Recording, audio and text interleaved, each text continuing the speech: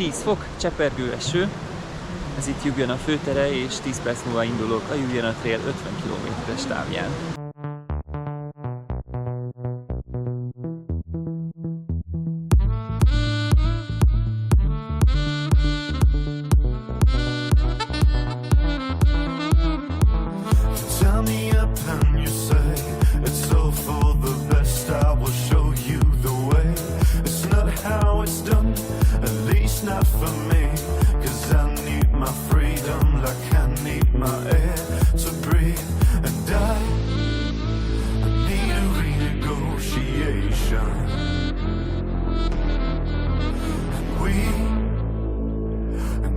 Figure out a way to love like we did before.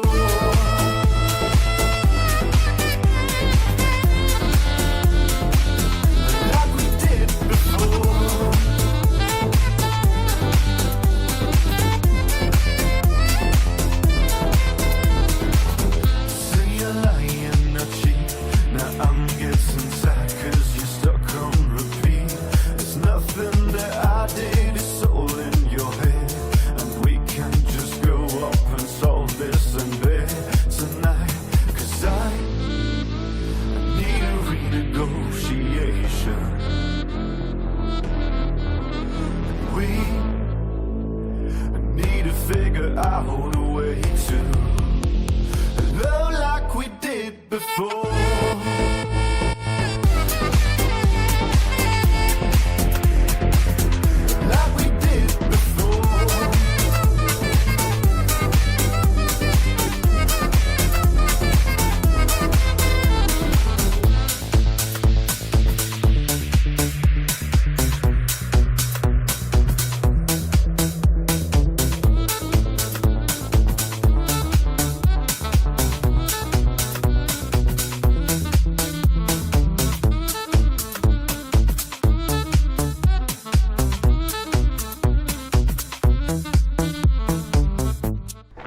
Ez sem most volt, de legyen meg a beszámoló a Ljubljana Trailről is.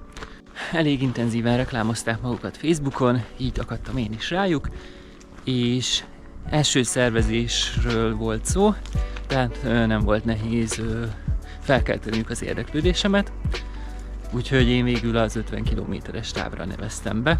A rajt ez elég extra helyen volt, konkrétan a város főtere mellett, és hát ezen a szombat reggelen alig tucatnyi hosszú távos gyűlt össze.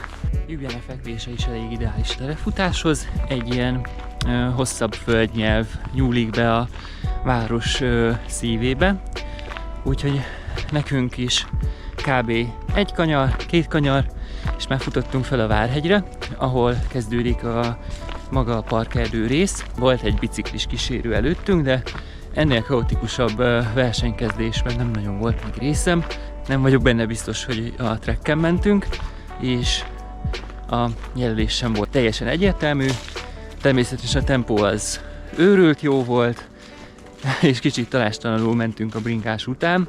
Utána normalizálódott a helyzet, voltak szalagok, táblák, de így is az előttem futó srácnak többször utána kellett szólnom, hogy rossz irányba akar fordulni.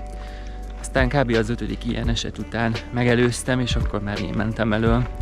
Aztán ahogy távolodtunk a városból, ez a parkerdős, ilyen szélesebb murvával felszólt utakat egyre inkább felváltották a rendes, normál túra ösvények, úgyhogy egyre jobban tetszett a táj. Közben több ilyen kis Szlovéniára jellemző kis párházas településen is áthaladtunk, úgyhogy igazán változatos volt a táj, és ami a legklasszabb volt, az a távoli havas hegyekre nyíló kilátások sokasága. A táv legmagasabb pontja is kb. Féltáv környékén volt. Itt volt a fordulópont is, ahol kanyarodtunk vissza, és itt volt egy frissítőpont, amit már nagyon vártam, mert elfogyott a vizem, de az volt a benyomásom, hogy a pontra is éppen akkor kezdtek el kipakolni az önkéntesek, úgyhogy pont jókor érkeztem. Közben néhányszor visszanézve láttam, hogy elmaradt mögülem a másik futó, úgyhogy első helyen haladtam, amit már csak meg kellett tartani, de ez mindig sokkal stresszesebb. Egy nagy réten sasoltam még hátra, továbbra sem jött mögöttem senki, úgyhogy kicsit megnyugodtam, de még korai volt az öröm, mert amikor már közel a célhoz, a parkerdős részen haladtam, akkor kezdett belemarni a görcs a combomba, és nemhogy elfelejtettem sótablettát enni menet közben, hanem még elpakolni is pakoltam el, tehát nem volt nálam semmi ilyesmi. A frissítés az jól ment, de hát ez a sótablettás rész ez kimaradt. Úgyhogy így nagyon elkenődtem, hogy itt most emiatt rontom el ezt az egész jó versenyt, de aztán végül valahogy sikerült visszatalálnom a tempóhoz, a terep is könnyebb lett, úgyhogy végül gond nélkül értem célba. Az időjárással hatalmas szerencsénk volt. Ez volt az a hétvége, amikor itthon végig szakadt az eső. Nekünk azonban az esőkabát tette a dolgát, és elriasztotta az esőfelhőket, úgyhogy szárazon megúsztuk, és tök jó idő volt végig. A mecseki száraz lombokkal ellentétben itt kicsit nedvesebb lehetett a nyár, ugyanis ilyen szép, őszi, zöldebb erdő fogadott bennünket, hatalmas páfrányokkal, úgyhogy nagyon szép volt az egész. A terep nehézsége az, én azt mondanám, hogy ilyen eleve középhegységről van szó. Egy kicsivel hosszabbak az emelkedők és a lejtők, mint a meccsekben, de amúgy egyáltalán nem nehéz. Szóval, ha valaki a hazainál egy kicsit nehezebb kihívásra vágyik, de talán még az alpesi tereptől óckodik, akkor tudom ajánlani itt a közép-szlovén hegységek versenyeit. Szóval elsőként sikerült beérnem a célba, kicsit még összeszedtem magam, aztán megkérdeztük, hogy akkor pontosan mikorra várható az eredményhirdetés. Erre mondták, hogy hát ez még legalább egy óra, mert még sok befutót várnak. Úgyhogy elmentünk megcsinálni a fotókat a Sárkányos hídnál, a Sárkányos éremmel. Aztán mire visszaértünk, láttuk, hogy már éppen 5 perc ért véget az eredményhirdetés, úgyhogy nem ilyen szerencsém van, nem gyakran nyerek versenyt, de hát akkor is lekések a dobogóról. Úgyhogy utólag egyedül álltam fel az első helyre. Hát ez van.